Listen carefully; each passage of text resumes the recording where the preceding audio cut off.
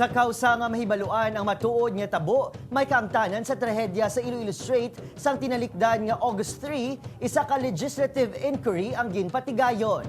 Apang Philippine Coast Guard kag Maritime Industry Authority no-show sa legislative inquiry sang sangguniang panlalawigan sa probinsya sang Guimaras. Samtang Iloilo City Council nagpatigayon man sang legislative inquiry sa diin, nagtambong ang PCG kag Marina. Nakatutok Daryl Marie Sarmiento live sa Parola.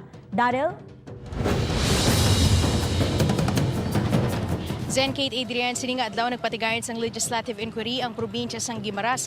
Kag ang mga nalakip nga survivors sa natabo nga trahedya ang naghatag sang ila sini testimonya kag naeksperyensyahan sa adtong natabo ang trahedya. Kadungan sini nagpatigayon man sang legislative inquiry ang konseho sa syudad sang Iloilo nga gintambungan sang opisyales sang Marina kag PCG. Nagpatigayon sang legislative inquiry ang Iloilo City Council kaina sang aga agud detalyado nga tukibo ng natabo nga trahedya sang tinalikdan nga Agosto 3. Lakip sa mga nagtambong ang Philippine Coast Guard, Maritime Industry Authority o kun Marina, subong man ang pag-asa. Dirigin diskusyonan kung paano mas mapasangkad ang komunikasyon sang Iloilo kag Guimaras, ilipina sa tion sang emerhensya. Nagtipon kami isang resource person para makakraft sa ilang recommendation suggestion, makakraft kami sang kung mag-gather nga data, makakraft kami sang isa ka ordinansa. Ang legislative inquiry ang inisyatibo man sang konseho agud magdihon sang ordinansa na tuhoy sa emergency response. Himo kami sang kigong investigation or inquiry in aid of legislation, whatever outcome, whatever result nga ginhambalan during sang inquiry, that will be of great help and basis for us to craft an ordinance. Samtang, dismayado naman ang sangguniang panlalawigan sa probinsya sang Guimaras matapos mapaslawan nga magtambong sa inquiry ang PCG kag Marina.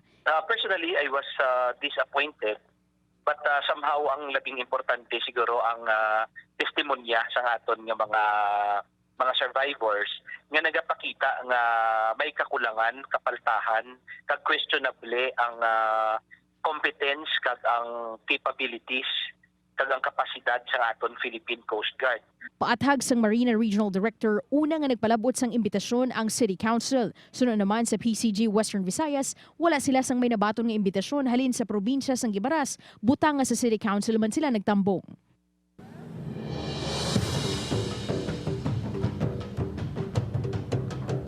Kate, plano sa karon sa probinsya sang Guimaras nga mag-file sang administrative case sa ombudsman batok sa natungdan nga opisyales ilabi na ang on-duty sa atong Agosto 3. Kate, pagpatag naman sang sangguniang panlalawigan sa probinsya sang Guimaras, direkta sila nga naghatag sang notice sa Iloilo Station Commander sang Philippine Coast Guard rason kung nga wala makabaton si Commodore De La Vega sang Western Visayas District sa PCG nga mayara sang natabo nga legislative inquiry subong nga adlaw sa probinsya sang Guimaras.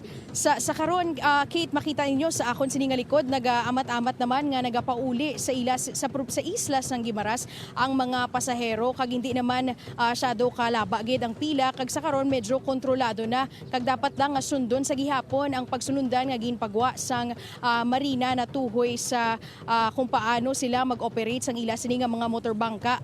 Kate, gina-remind lang ang tanan sa liwat nga alas 6 sang aga tubtub alas 6 lang sang gabi ang biyahe sang aton sini nga mga motorbangka suno man sa pagsulundan nga ginpagwa sang PCG. Balik sa imo, Kate. Madamo nga salamat, Daryl Marie Sarmiento.